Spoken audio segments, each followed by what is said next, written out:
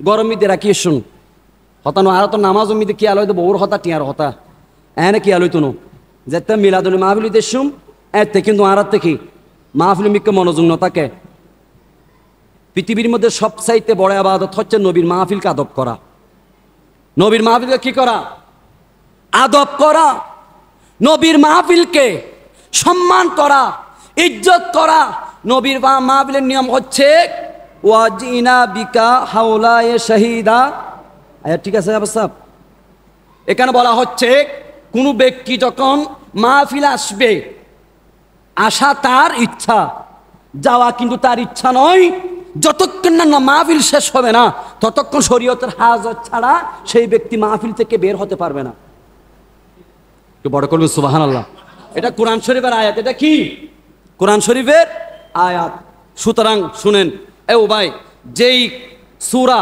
আমার উপর এক নাজিল হয়েছে এটার শুভ সংবাদ দেওয়ার জন্য আমি তোমাকে ডাক দিয়েছি এমন একটু সূরা আমার উপর নাজিল হয়েছে যেই সূরাকে বলা হয় সাবআল মাসানি যেই সূরা তাওরাতের মধ্যে নেই জবুরের মধ্যে নেই ইঞ্জিলের মধ্যে নেই 104 হানা কিতাব যত সহিফা নাজিল করেছেন যত নবীদেরকে রিসালাত দেওয়া হয়েছে চিঠি দেওয়া হয়েছে যত নবীদেরকে কিতাব দেওয়া হয়েছে কোন কিতাবের মধ্যে ওই সূরা নাই এই সূরা আমি রাসূলকে দেওয়া হয়েছে একটু বড় করে বলুন সুবহানাল্লাহ ওই সূরা কাকে দেওয়া হয়েছে আমি রাসূলকে দেওয়া হয়েছে সুতরাং এই সূরা হচ্ছে সূরাতুল ফাতিহা সেই জন্য কোরআন শরীফের মধ্যে যারা বলে ফাতিহা নেই আরে কোরআন শরীফ কোলা শুরু তো ফাতিহা ঠিক না বে ঠিক ফাতিহা ছাড়া কি আপনি কোরআন শরীফ খুলতে পারবেন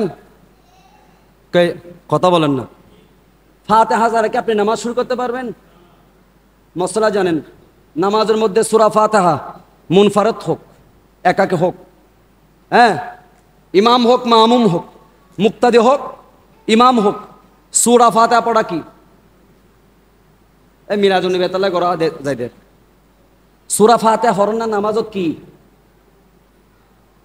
ইয়ে না তো জানতাম সাইড দেন জানি দে তাল্লাই আয় জানি দে অনাতে যাইতাম সাইড দে কিলা হারণ জানানো তো শেষ নয় বাজি ইমাম আজম আবু হানিফা গো কুত্ততুন পর্যন্ত কি লই জ্ঞান লই কথা নো বুঝন হ্যাঁ গো মুসিদতুন জ্ঞান লই সূরা ফাতিহা পড়ন নাম কি ইয়েন যদি অন না জানো নামাজ চললে না বাজি আচ্ছা মনে করেন এখন সূরা ফাতিহা নো পড়লাম ইচ্ছাকৃত ব্লক করমক আর নামাজ হবো কিনা মাতন না নামাজ হবে কিনা হ্যাঁ ন হয়তো তাহলে ইয়েন তো জানি নতুন দিয়েন তাহলে বুঝা যাতে সূরা ফাতিহা ফরন কি ওয়াজিব ও কি কেউ যদি ব্লক করে না পড়ে তাহলে তাকে একটা সুহুসিজদা দিতে হবে তাকে সুহুসিজদা দিতে হবে ওয়াজিব তরক হলে কি দিতে হবে সুহুসিজদা দিতে হবে সেই সূরা ফাতিহা কোরআন শরীফ খুলতে ফাতিহা দিয়ে খুলতে হচ্ছে কি দিয়ে নামাজ শুরু করতে হচ্ছে ফাতিহা দিয়ে কি দিয়ে তাহলে তো বদ্ধা ফাতিহা ছাড়া তখন কিন্তু বাইরে না পারিবেন ঘরে তুলে তো বাইরে না পারিবেন ফাতিহা তখন পড়িব ঠিক না ঠিক সুতরাং আকায়েদ আহলে সুন্নাত ওয়াল জামাত এলমের উপর প্রতিষ্ঠিত 12টি কানুন উসুল বর্ণনা করেছেন ইমাম আজম আবু হানিফা আকায়েদ আহলে সুন্নাত ওয়াল জামাতের উসুল কয়টি 12টি বর্ণনা করেছেন এবং এই আকীদাতুত তাহাবীর মধ্যেও উনি অসংখ্য ওখানে উসুল বর্ণনা করেছেন আকায়েদ আহলে সুন্নাত ওয়াল জামাতের কয়টি উসুল এটা আমাদেরকে জানতে হবে নতুবা আপনি শিয়া হয়ে যাবেন ন হারজে হয়ে যাবেন ন রাফিজা হয়ে যাবেন আকায়েদে আহলে সুন্নাত ওয়াল জামাতের উসুল কি এগুলো আপনাদেরকে সকলকে জানতে হবে ঠিক না বেটি জানার দরকার আছে না নাই আশা করি বিরেনি মোটামুটি প্রথম পর্ব তো জমই ইনুময় ওই না নময়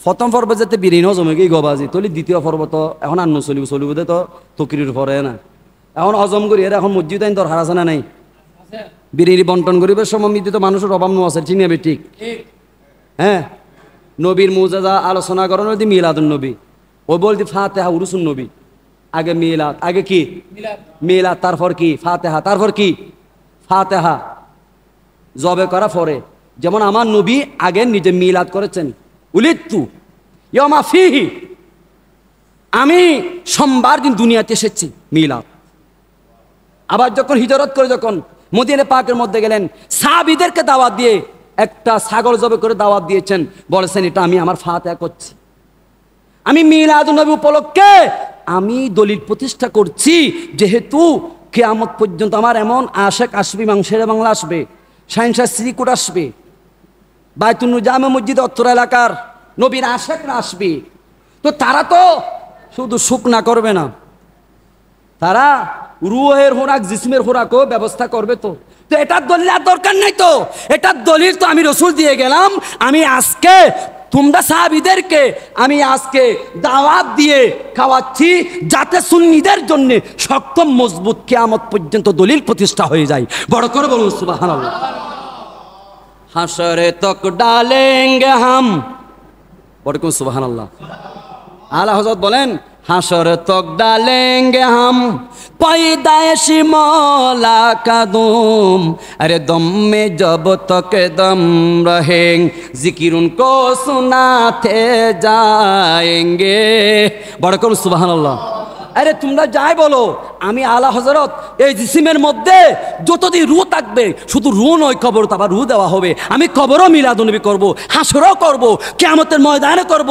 আমি জান্নাতে যাব, আমি জান্নাতের মানুষদেরকে নিয়ে কিয়াম মিলাদ করার জন্য, নতুবা আমার জান্নাতের কোনো হায়েস নাই, যেহেতু আমি তো মুস্তাফার গোলাম। যারা নবীর প্রেমে নবীর আগুনে যারা জ্বলে তাদের কাছে জান্নাত কোনো কিছুই নয়, যেহেতু জান্নাত তো আমার রসুলের কদমে পাকের নূর থেকে সৃষ্টি। একটু বড় করে বলুন সুবহানাল্লাহ। जन्नत हुई सी जी मेरे नबी की नूर से, नबी की नूर से। जन्नत हुई सी जी मेरे नबी की नूर से, नबी की नूर से। जन्नती रसूल पाक की, जन्नती रसूल पाक की कदमों का दोल है, जब दिल की आईने में मोहम्मद रसूल है। बड़कुम सुबहानाल्लाह। এবার আরেকটা গুরুত্বপূর্ণ তফসির আসেন, সূরা ফাতিহা তফসির। আমি তফসির থেকে বাইরে যাব না, তফসিরের থেকে আমি বাইরে যাব না। বিশ্ববিখ্যাত মুফাসসির ইমাম ফখরুদ্দিন রাজি, ইমাম কি এদের নাম বললো তো এবাদত, ইমাম ফখরুদ্দিন, এই ছয়তার একজন হর, ইমাম ফখরুদ্দিন রাজি। ওনার পৃথিবী বিখ্যাত তফসিরের কিতাব তফসিরে কবির। তফসিরে কি, তো উনি এত বড় কেন হয়েছেন? উনি একজন আলেম, মুহাদ্দিস, মুফাসসির, বুজুর্গ, আল্লাহর ওলি, আরেফ বিল্লাহ। এত বড় একটা আলেম হওয়ার পরও পৃথিবীর রাজা বাদশাহ উনার দরবার আসতো, সকল আলেম উনার দরবার আসতো, রাজা বাদশারা স্যার ঝুঁকিয়ে দিত। সুবহানাল্লাহ।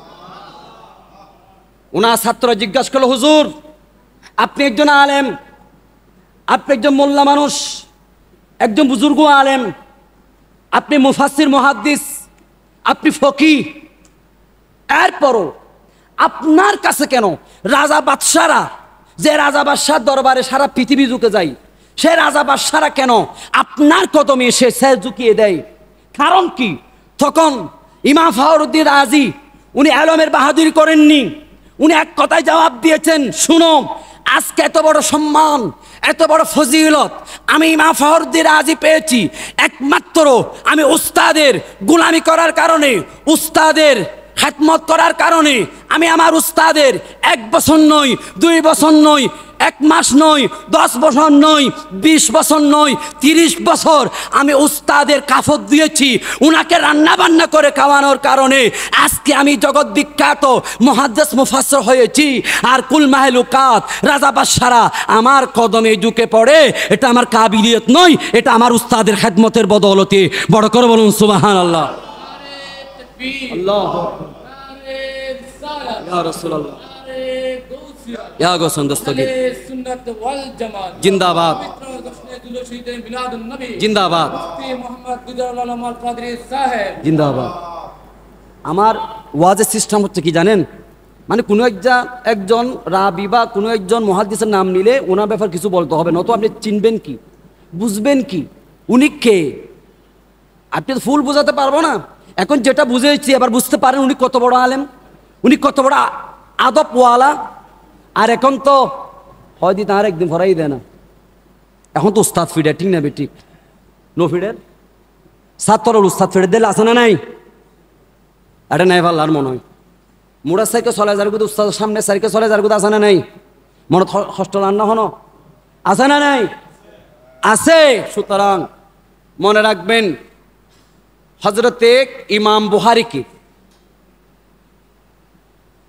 বুহারিকে ইমাম মুসলিম বলতেছেন ইয়া উস্তাজ আল আসাতাজা, ইয়া উস্তাজ আল মুহাদ্দিসিন, এভাবে 4টা লকব বলে বললেন, ওগো আমার উস্তাদ ইমাম বুহারি, একটু আপনার কদম মোবারক সামনে বাড়িয়ে দিন, আমি আপনার কদমে পাকের মধ্যে চুমুকাবো।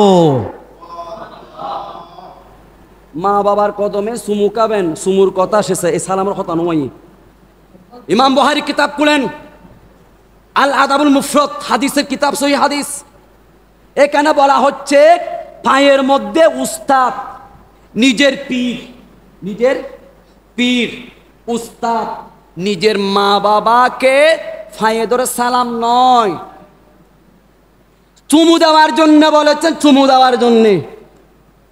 আলা হযরত মুজাদ্দিদিন মিল্লাত ইমাম শামত রিজা ফাজিল বিন এমন কোনো বিষয় নেই যিনি কিতাব লিখে নেই। একটা বাস্তির মধ্যে 80টা বিষয় থাকে, আর আলা হযরতের মধ্যে 600-র উপরে বিষয় ছিল। বড় করে বলুন সুবহানাল্লাহ। আলা হযরত উনি মা বাপ নিয়ে পর্যন্ত কিতাব লিখলেন। এই আলা হযরত উনি বলেন, আমি কোনোদিন আমার মা বাবাকে মা যখন ঘুমিয়েছিলেন আমি ডাক দিই নেই, আমি ডাক যত জরুরি হোক না কেন আমি ডাক দিই নেই। আমি আস্তে করে আমার চেহারা আমি আমার মায়ের কদমের কাছে যেতাম, নিতাম, এবং আমি জিহ্বা দিয়ে লেহন করতাম এভাবে। বড় কোন সুবহানাল্লাহ। আমি আমার মাকে ঘুম থেকে ডাকিনি, ডেকেছি কিভাবে? আমি জিহ্বা দিয়ে সুস্তাম, লেহন করতাম। তাহলে মা বাবাকে কিভাবে সম্মান করতে হয় এটাও আলা হযরত শিক্ষা দিয়েছেন। সেজন্য আমরা মসলকে আলা হযরতের অনুসারী, সেজন্য আমরা মসলকে আলা হযরতের আমরা গোলাম, সেজন্যে জামিয়া সৃষ্টি করা হয়েছে মসলকে আলা হযরতের উপর। বড় করে বলুন সুবহানাল্লাহ। जिसी को शाक या है आरिक शे खुदा पर जुलूस। আরে আলা হযরত বলেন জুলুস তো আমরা করি না, আর শাহজিমের মধ্যে তো আমি আমার আল্লাহ ফেরেশতাদেরকে নিয়ে করেন। जिसी को शाक या है आरिक शे खुदा पर जुलूस है वसताने वाला हमारा नबी सबसे औला,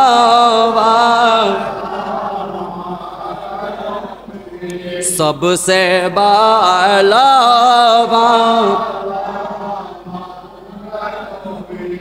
ইমাম ফখরুদ্দিন রাজি উনি এই আয়াতের আলহামদুলিল্লাহ রাব্বিল আলামিন তাফসীর করতে গিয়ে তাফসীরের কিতাবের মধ্যে উনি কি সুন্দর একটা ওয়ার্ড কুট করেছেন। দেখেন, কুল্লুল উলুমে মুনদারিজুন ফিল কুতুবিল আরবা, প্রত্যেক জ্ঞান, শরীয়তের জ্ঞান, তরিকতের জ্ঞান, মারফতের জ্ঞান, হাকিকতের জ্ঞান, প্রত্যেক জ্ঞান আসমানি 4 কিতাবের মধ্যে আছে।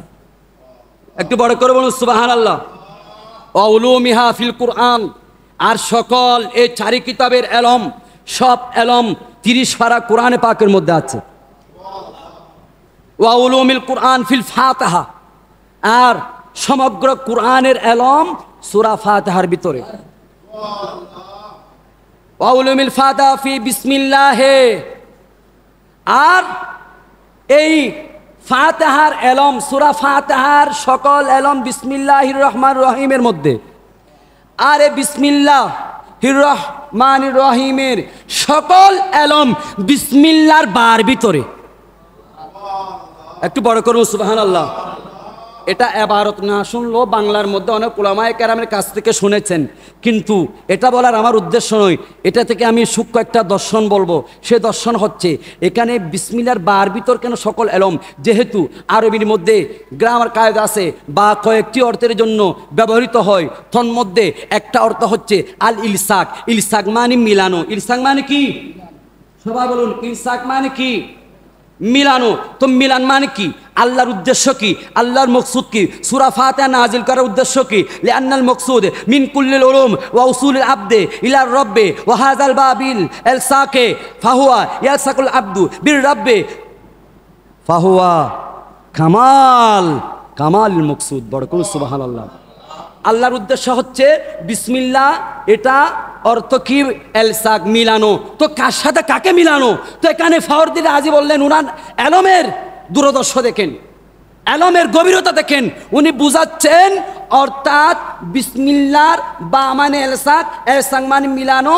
তো বন্দাকে বন্দাকে বন্দাকে আল্লাহর বন্দাদেরকে আল্লাহর সাথে মিলানোর নাম হচ্ছে সূরা ফাতিহা। বড় করে বলুন সুবহানাল্লাহ। এটাই হচ্ছে আল্লাহর পরিপূর্ণ মকসুদ, পরিপূর্ণ মকসুদ। তো বিসমিল্লাহ কি? এটা তো আমি আপনাদেরকে বুঝালাম। ইসমুন মানে রসুল, আল্লাহ মানে আল্লাহ। সুতরাং আল্লাহ কোরআনে পাক শুরু করছেন রসুল দিয়ে। বড় করব সুবহানাল্লাহ। এবার আরেকটা কথা আসছে। আমরা জামিয়ার মধ্যে 2017-এর মধ্যে যখন কামিল ফিকা পড়ছিলাম, আমি 4 বছর ক্লাস করেছি জামিয়ার মধ্যে, শুধু ফিকার উপর, এমনি 2 বছর। তুজুর হলে আল্লামা মুফতি আব্দুল ওয়াজেদ সাহেব কেবলা আর একখানা বেশি মহব্বত কিছু হয়তো তুই তো নেকা নগরস ফল্লার এটা না খালি ফেকা ফরস, হয়তো তুই এজন নেকা নগরস ফল্লার এটা লাইজু ফেকা ফরর। আহজুর আত্ম আল্লাহ রহমত আলহামদুলিল্লাহ না দুয়াইজুর আত্ম মাইয়ে বিয়ে দিবের মোটামুটি সময়ই কি হস হয়তো তুই চলস কেন গরস কি সিবেদর তুই যায় যায় তুই খালি খেলার গরত আসস। সুতরাং আল আসবাওয়ান নাজার একটা কিতাব আছে, ফিকার কিতাব। এই কিতাব কেউ না পড়লে সে মুলি না, সে আলেম দাবি করলে এটা মিথ্যা দাবি। আল আসবাওয়ান নাজারের মধ্যে ওখানে একটা চ্যাপ্টার আছে ওসিয়ত ইমাম আজম। এর পূর্বে কিছু মশলা বর্ণনা করেছেন। মশলা হচ্ছে কি, আমরা কি নামাজ ফরজের মাধ্যমে শুরু করি নাকি সুন্নতের মাধ্যমে শুরু করি? এ প্রশ্ন করা হয়েছে ইমাম আজম আবু হানিফা ছাত্র হযরত ইমাম আবু ইউসুফকে। কেন? যেহেতু ইমাম আবু ইউসুফ রাদিয়াল্লাহু তাআলা উনি ইমাম আজম আবু হানিফার কাছ থেকে এলম অর্জন করে অনুমতি না নিয়ে উনি দরজগা করলেন ছাত্রদেরকে পড়াবার জন্য। তখন একটু উস্তাদ নারাজ হলেন। তখন 5টা প্রশ্ন নিয়ে একজন সাধারণ শিক্ষার্থীকে ইমাম আবু ইউসুফের কাছে পাঠালেন। তন্মধ্যে একটা প্রশ্ন হচ্ছে, তুমি ওই ইমাম আবু ইউসুফকে বলবে আমরা কি নামাজ ফরজের মাধ্যমে শুরু করি নাকি সুন্নতের মাধ্যমে শুরু করি? যখন উনি বলবে ফরজের মাধ্যমে, তখন তুমি বলবে কাদ আখতাতা, তুমি ভুল করেছো। আর যখন বলবে সুন্নতের মাধ্যমে, তখনও বলবে তুমি কাদ আখতাতা, তুমি কি করেছো? ভুল করেছো। ঠিক এভাবে হলো।